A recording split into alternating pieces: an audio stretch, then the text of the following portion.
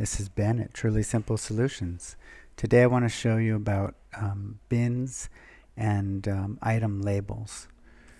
And we may do some more on this later, but let's just take a look at the basics. So when you go to items, it's going to show your different parts, as you know. And if you notice up here, we have a section called bin number. And there's no bin assigned to this part, whereas other bins, other items will have a bin assigned to it. An example would be these L21. And what is the use of the bin? And what are bins? And how does this relate to labels? So if we were to go, and this is an unusual fitting here, 2.5-inch copper, it probably wouldn't want a bin in the truck for this, but just for this example. So if I click in here, anytime you click on that field, it's going to offer you to assign it to a bin. And there, in the initial file it shipped, it has some bins there, and you can use them or clear them out and make your own. So as you can see, we don't have a bin. Let's say we don't have a bin for this one, because we're going to say it's in the 404 range. So we might create a bin for 404 in this example. So I'm going to click Done. Well, actually, it did assign it to that bin because we didn't choose something, and cancel. So let's say that was a mistake. So we go Continue. We want to clear that, and then it clears it out. So there isn't a bin for this particular thing. And then if we were on a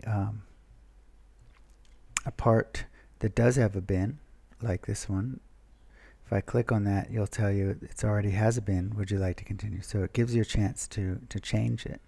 And that bin is L28. So we can take a look what's in L28. Well, actually, we're not going to take a look. This is just assigning it. So I'd say Done, and I basically haven't changed anything in this case. So how do you see the bins? I'm going to open a new window. It doesn't matter what I click on other than Home. I'm just going to hold the Shift key. Or I can say New Window, but you can also just say like this, New Window. Although it would be one of the same. Okay, and then we go ahead and go to Item Bins. And if you wanted to see what was in L28, you can use the Find feature if you have a whole lot of bins, or in this case we just scroll. And you can see here's L28. Doesn't have an image associated with it. I'll show you that in a moment. And it doesn't have a description, but we can call it 2-inch copper fittings. Okay, and that's what that is, and it lets you link in and look at the parts as well. So we're going to go back,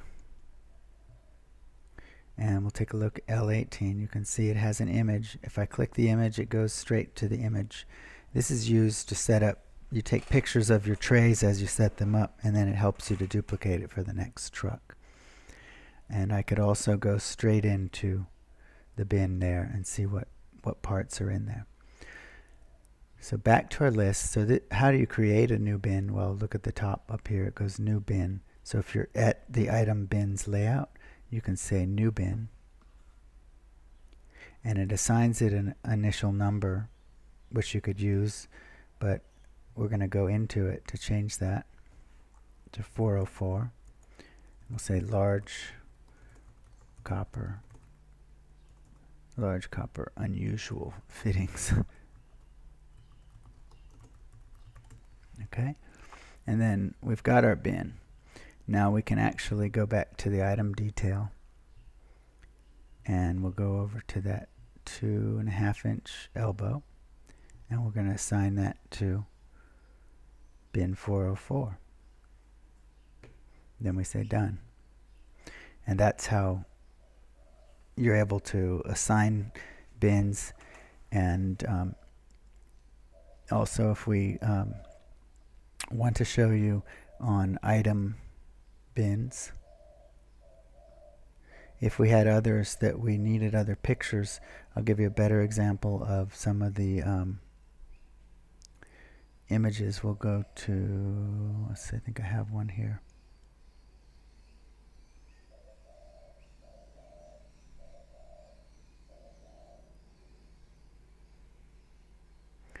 Scrolling past it. Okay, this just says ABS fittings. There's just a couple things, but let's say that was the tray that you had set up. Or actually, I could probably show you R22 is ABS fittings. So that would be a tray. You wanted to assign a picture to it. How do you do that? I'm going to open up a place where I've got some images. So these would be some images like this. And you can't drag them straight from this place, but so you just have the images in a file folder on your desktop, and then all you have to do is drag them over to this location, and it will add the image to the to that. But this would be a better example of setting up that this is a different tray number, so it actually wouldn't go on this one. But as a good example of taking a picture, notice we put the sticky note there. This is for another company I was setting up bins, and you have that image so that you know which picture it is without having to look at the label so closely. And then you've got these images in your folder, and all you have to do is drag them to right here. And I could drag any kind of picture there. When we get this bin R22 here, and we want to find an image to put, there would be an ABS fittings. We're going to grab an image that it would be similar. I'm going to go here to my Finder, and then you click this, but this is where the image will show up, but we're not actually, we can't add the image there. So you click that to go into it, and then this is where you place the image. You can either right click and insert a picture using your Finder, or if you've got the Finder or directory window open on a PC, you can drag the image over here and put a tray there, and then that way you've got the image on the tray just like that. Okay, so then you've got images. Now, as far as labels, the easiest way to find and work with a tray of labels would be to find those, and you can find more than one tray at once or bin, and it's just an easier way to get, if you put stuff in bins, you can find it, and then you can print the labels for those trays. And the way I'm going to do that is go into find mode, which I can just type Control F, or you can go down here and go find. I do Control F or Command F on the Mac, and then I click in the bin. And now let's say we wanted to find these toilet repairs. So we want to do, say, these 3 trays.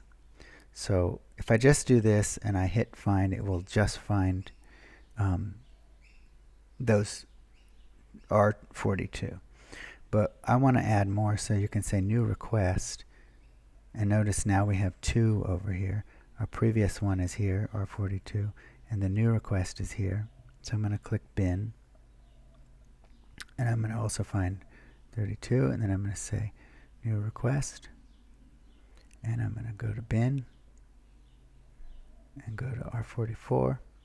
Okay, so you can see I've got 1, 2, 3 trays I want to find, and then say perform find. Now I'm in the details, so let's look at the list. Now this is sorting by category, subcategory, so it's kind of splitting things out.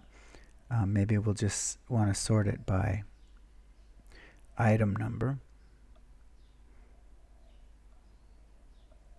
And let's see.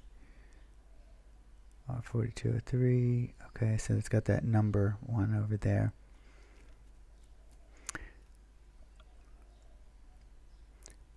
So that would be pretty much sorting it in that way. It's going to sort it the way you'd want.